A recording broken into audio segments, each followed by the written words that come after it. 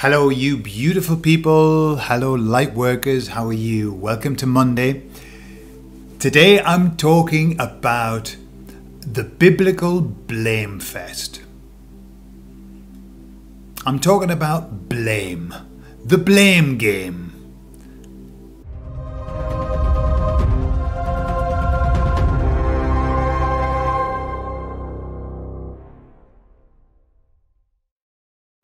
So for the first at least 16 years of my life, I studied the Bible every week, 3 times a week as a minimum, and probably a lot more. And I talked about the Bible, I listened to people talking about the Bible, I read the Bible. It was just, my life, my youth was very Bible oriented. And so I know a lot about the Bible. The other thing that happened to me was that religion that I was in destroyed my love of God. Destroyed it, ruined God for me. It was just, God was no fun. God was no fun.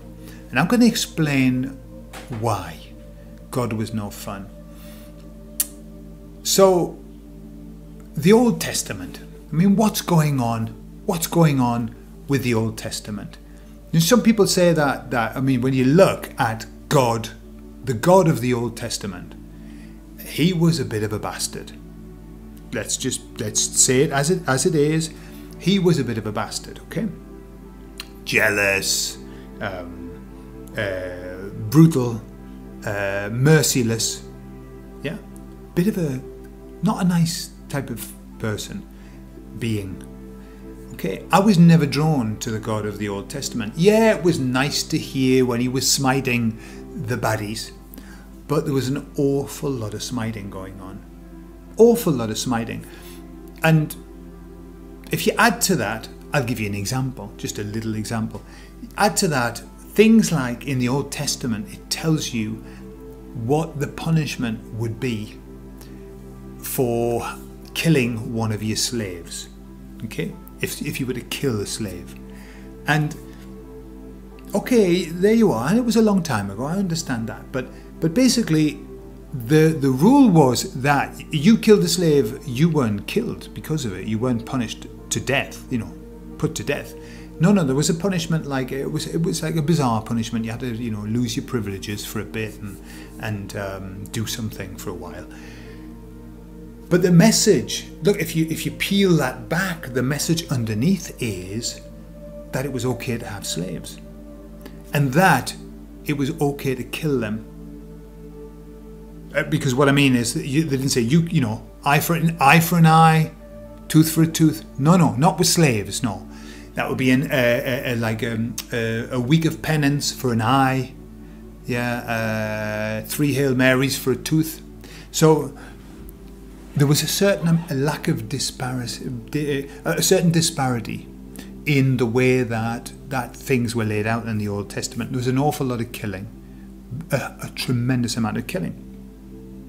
But if we push all of that to one side and we just look at the story of the start of humankind, okay? And this is the thing.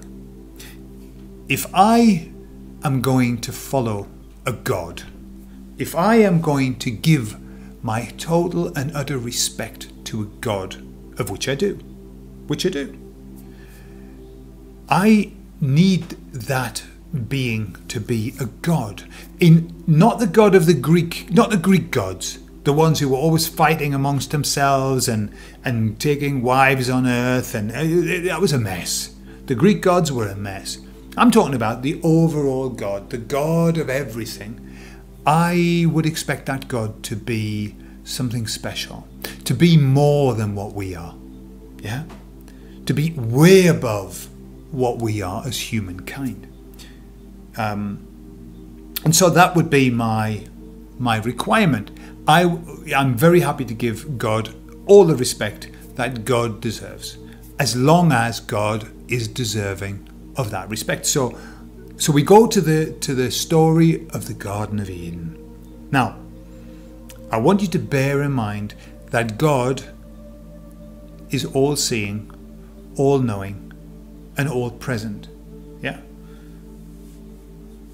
Omniscient, omnipresent, and omni-powerful. Yeah? So, this is God. He knows everything. Okay? And so he creates the earth. And he creates Adam. Okay? And then Adam then gets bored because he's seeing all of the animals with partners and he hasn't got one. And so then God makes Eve. Okay? Now, just as an aside, God made Adam, okay, in his image. And then Adam wasn't happy. And he wanted to have a wife. Now, you know the joke about when you knock on the psychic medium's door and you say, "I bet you knew I was coming." Yeah, don't be surprised. You shouldn't be surprised that I'm here. Well, God should have already known that Adam was needing a partner, shouldn't he? He should have already known that, because there's no time where God, he knows everything all at once. Everything is clear all at once. So there are like a few little holes in this story, and I'm not going to go into the full story, but I want to focus on the blame game, the blame fest that took place in the Garden of Eden. And ask yourself, is this the way that a God behaves? Is this truly the way that God behaves? So we know that God made Adam and Eve, and then he used to come down on an afternoon and have a chat with them. Yeah, at the windy part of the day, I think that was good. Maybe that was when they say the windy part. Maybe he had a bit of flatulence and thought, well, I'll go for a walk because that's the best way to get rid of it, isn't it? And nobody knows what you're doing. But anyway, on the windy part of the day. So he would go down, have a chat with Adam and Eve, and then this one day he went down and he went to have a chat with them and couldn't find them. Yeah, because they were hiding in the bushes. So I know I've mentioned this a long time ago in a video, but God said, I wonder where they are. I wonder if they've eaten. I wonder if they've eaten of the tree of the knowledge of good and evil, because I can't see them. Okay, so just holes in the story. God's all-seeing, all-knowing, all-powerful, and he can't find them. They're hiding in the bushes, and he doesn't know if they've eaten the fruit or not. Bit of a problem there, isn't it? I mean, God knows everything, and he wasn't sure where they were. I mean, they were only hiding in the bushes. You know, my brother used to find me when I played hide and seek and I hid in the bushes. My brother could find me, and he wasn't God. God couldn't see where they were. So anyway, it all went tits up. All right, it went tits up. Lucifer came down. He went into a serpent. Yeah, he took over a serpent's body, and then the serpent fooled Eve. Eve then went and got Adam to have it, and it just went, I mean, what a mess. What an absolute mess. So then started the blame game. So Adam, of course, blamed, well, first of all, no, hang on, let's go Eve. Eve blamed the serpent, right? She said, I was deceived by him. It was his fault, the serpent, okay? Which is also the Lucifer, you know, behind that, Satan. So Eve blamed the serpent. Adam blamed God. And he said, well, you gave me the woman. I mean, he forgot that he'd asked for it, by the way. And he complained bitterly for afternoon after afternoon in the windy part of the day, saying, please give me, give me, give me. You know, I'm desperate here. So he blamed God. Right? Now, to that point, look, fair enough, humankind. You know, what are you under pressure? What are you going to do? Point the finger away. Remember the rule. When you point your finger at somebody, there are 3 fingers pointing back at you. So, but hey, humans, you know, we're only human. We're only human. You've heard that before. We're not perfect, are we? Well, they were. No, but they weren't after, as soon as they've eaten the thing, they weren't. All right, so we'll let them off. They weren't perfect. They'd fallen from grace. And they'd started wearing loincloths and covering the most important bits with leaves and stuff like that. So, it should have stopped there. But no. No. God then, in his righteous anger, he started to blame everybody. And so he blamed Adam and Eve, and he punished them and said, right, you will, Adam, you will work the fields, all right, for the rest of your life. And Eve, you will suffer the pangs of birth and, all of that, the curse or whatever you want to call it. So Eve got the worst of it, eh? Eve got the worst of it. Adam just had to be a farmer. I mean, I know some farmers who, with the subsidies, are very happy. They'll have a lovely life. So it wasn't really terrible, but it was a punishment. Punishment for not doing what they were told. And Eve got the worst of it. Yeah. And then he said, and you, Satan, Lucifer. Now, this is something I've never quite got my head around. You are going to have to stay down on earth. All right, so he couldn't go back to heaven. But he gave all of the earth to Lucifer. He gave him it. There you are. It's going to be your dominion. And I'm going to come back in a long time in the future and take it back off you. Okay? But why did he do that? Why? Lucifer was the one who was the baddie. Yeah? So he was the one who came down and manipulated everything, and he got given the earth. So something wrong with that picture, isn't it? And then God, because he was on a roll, clearly he was on a roll, he then said to the serpent, and you will crawl on your belly for the rest of your days. So now I'm assuming that serpents beforehand they must have had legs. I mean, let's be honest. Because to say, you will now crawl on your belly for the rest of your days, they must have been able to do something else. One can assume that they had legs. Yeah. What about the serpent? Do you honestly think that the serpent had any choice in the matter of Lucifer entering into the serpent? Did the serpent, at any point, was he asked, do you mind if I take over your body? You could be in trouble. No. If Lucifer wants to go into a serpent's body, then that's what he's going to do. And so God punished the serpent as well. And if that were all, that would be pretty shit. That's not good. I mean, that's not fair on the serpent, is it? I mean, and they've been maligned for the rest of the time throughout history. Serpents, snakes are maligned. People are scared of them. It's that old, dark, scary thing about serpents. Of course, we're scared of them. But that wasn't all. This is all in Genesis, all in the first 5-6 chapters of Genesis. But you only have to go a hop, skip and a jump through that book just a little while later, and God says this, and God regretted ever having made man. God regretted ever having made man. This is the God who's all-seeing, all-knowing, all-powerful. He regrets doing what he did. He regrets the work that he did. And wished he'd never done it. Okay? So, what's wrong with that picture? What is wrong with that picture? Would the God that we want to worship make such a massive cock-up, and then admit that he regretted doing it? Let me give you an analogy. So I have somebody who comes to the house, a workman, and I say to them, hey, I want you to put up a wardrobe. Will you put up a wardrobe for me?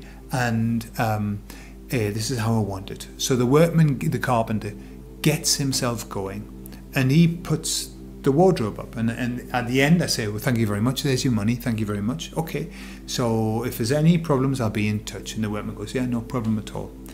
So then 2 days later, one of the doors falls off the wardrobe. Okay, now I paid good money for that wardrobe, and so what I'm going to do is I'm going to get on the phone to the carpenter.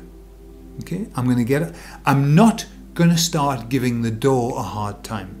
I'm not going to say, you stupid door, you've fallen off, what a disgusting, I regret ever having you put onto that wardrobe. You're a disappointment to me. No, the door's fallen off because the carpenter put it on shittily. The carpenter did a shit job. Not the door. It's not the door's fault. It's the carpenter's fault. So I would phone the carpenter. Now the carpenter, imagine I phone him and say, excuse me, but one of your doors has fallen off. If the carpenter then said to me, that's not my fault. No, that's the door's fault. I think it might have been the nails that I used. It's the nails probably. It's not my fault. It's the door's fault and the nails. Now, what would you say to the carpenter? Probably something like, get your skinny arse round here and put the door back on. You made it. It's your fault. Now, I'm not in reinventing science here. That's just a standard thing. You did it. You put it right. It's your fault. Yeah? But that's not what happened. Mankind, the door, we are the door, by the way, just so you know in that analogy. Mankind were blamed and were punished for the rest of eternity until Jesus came to take away that blame. But hang on a minute. That's not right. That isn't, in the scheme of things, just as a normal person looking at that story, it's the biggest pile of bollocks ever. It's the biggest pile of bollocks ever. Look at the rest of the stories. God would just say, go over there and kill them and take all the lands. Yeah, that's what God used to say. In my name, go over there and kill everybody. And they would go over there and they would kill everyone. And then he would say, right now, come here and kill all of them as well. That's just what it was all about. Like taking land, taking possessions, just going and killing. Have we seen that anywhere since then? Have we seen anything different since then? This is the pattern. Going in the name of God to kill and to steal. Have you seen a pattern there? So you see, the issue I have is this, and listen, I'm not saying that the Bible is not inspired of God. I believe that there are bits of it that are so beautiful. They are so beautiful. Okay, but I also believe that there are bits that have nothing, absolutely nothing to do with God whatsoever. In fact, I would go as far as to say that the Bible was written by men. And boy, can you tell? Boy, can you tell? And not only written by men, but written by those who would be the leaders of men. And boy, can you tell? Because the same old shit just keeps being regurgitated ever since the Old Testament, which is, in the name of God, we are going to kill you. And it's okay because God told us to do it. It's okay because it's God's will. It's okay. And this is just the same thing that we see now. They've changed now because Christianity's not so funky and cool anymore. And so what they do is they always say, they're killing their own people. So in the name of decency, we've got to go and kill them. Okay, that's what they say. It's always the same pattern that they organise. They actually go and organise that so that then they talk about it, so that then we say somebody's got to do something. He's killing his own people. Get in there and kill them all. Yeah, and so God is not being used as much, but some groups still use God as their reason to kill people. Something very wrong. Very wrong. So that's just I wanted to talk about that because I feel that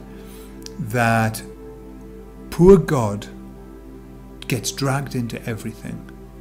And no wonder that the vast majority of the planet don't like God, don't even want to even consider God, don't want to look at God. It's no surprise, because it's almost as though there's been a program set to take us away from God, isn't it? It's almost as though even in religion, the idea has been to take us away from God. And the time's changed now. Now the time has come for us to open our eyes and to actually see what it is that's happening around us, to see the way that we have been manipulated and continue to be manipulated, to think the opposite, Is God love, or is God a killer, a cold-blooded killer? We need to decide. There can't be two gods, surely. Yeah? Is God love? Jesus said he was. God is love. Or is God fear and anger and jealousy and rage and blame? So I suppose the message that I'm wanting to offer here is we need to decide what God we want to follow. We need to decide what God really is. We need to understand that God perhaps isn't what we've been sold. This old, long-bearded man who sits on a throne and kills indiscriminately for a period of time and then stops. Killing, and then no, I'm not. And manifesting and doing all of those things. People knew God was alive and then disappeared. God disappeared. No more God. What's that about? Is he having a break? Is he having a Kit Kat and a cup of coffee? You know, why would he just step out? Why would he be involved and then step out?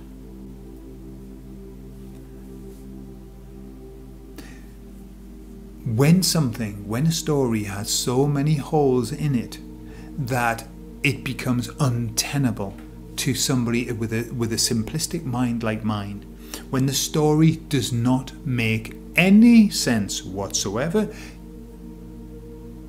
the rule we should follow is, therefore, it's probably not a real story.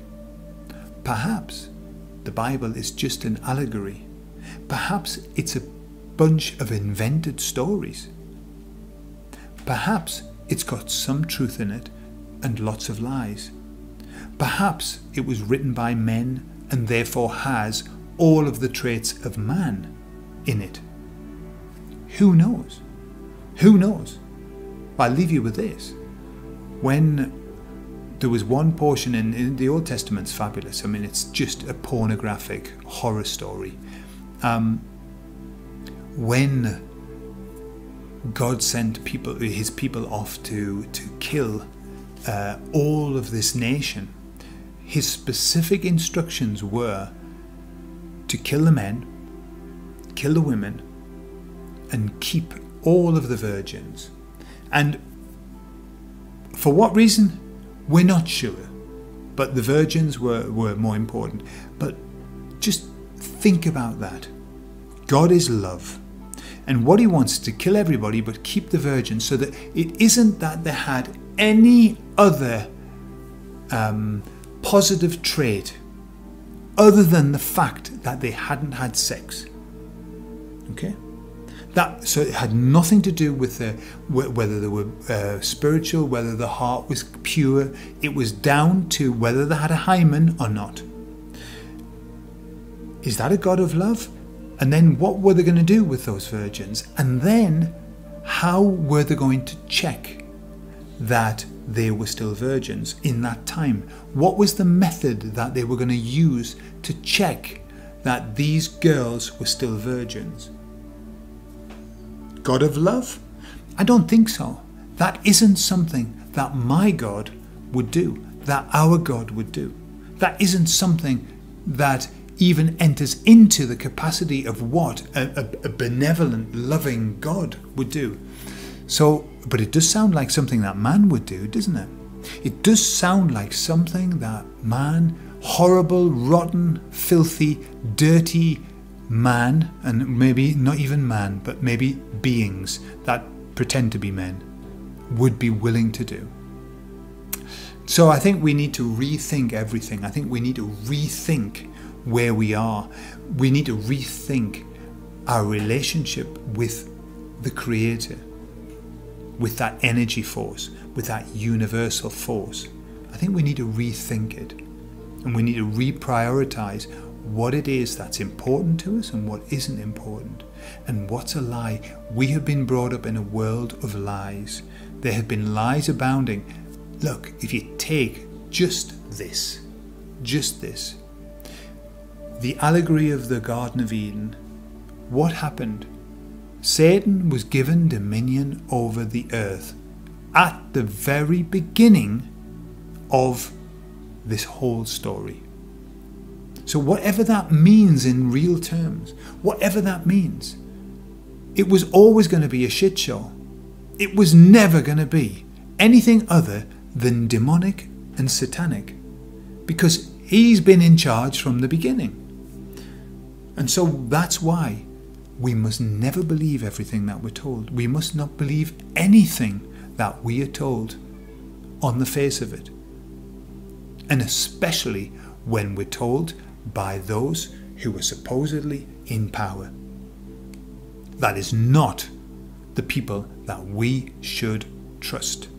Because the people who hold the power, remember the story, real thing, who knows, of when Jesus was in the wilderness fasting, and the devil came to him and said, I can give you all of the kingdoms of the world. How can he give them? How could he give Jesus all of the kingdoms of the world if he didn't have them? They're all in his power. And so when they speak, they are speaking from the perspective of the devil. That's it. And so why on earth would we ever believe anything that we are told by them? Our belief now has to come from this place inside of us. This is where our intuition resides. Up here, this is where our knowledge, that's where we commune with higher power. That's where we take our knowledge. Work on cleansing your third eye. Look at that. Start filtering your water, clean your water. Start working on your intuition. Start trusting yourself. You have all of the memories that you need to know exactly where you are and what's happening. And do not trust anything that comes from outside in, from that organization that's been around for a long time. Okay? So there you are. Bible, Old Testament, load of bollocks, no? Or maybe not. Who knows? Maybe, you know, isn't it the way? Take some truth. This is exactly what they do now. For all of the propaganda, take some truth and intertwine it with a load of bullshit. And so the mind says, hey, there's a spark of truth in that, therefore all of it must be true. No. Perhaps there's a spark of truth in the Bible. There are certainly bits and pieces that are lovely. But does that mean that we have to swallow the whole thing down? Do we have to gulp the camel down? No. So there you are. That's me on the Bible. Have a lovely week, and I'll see you on Friday.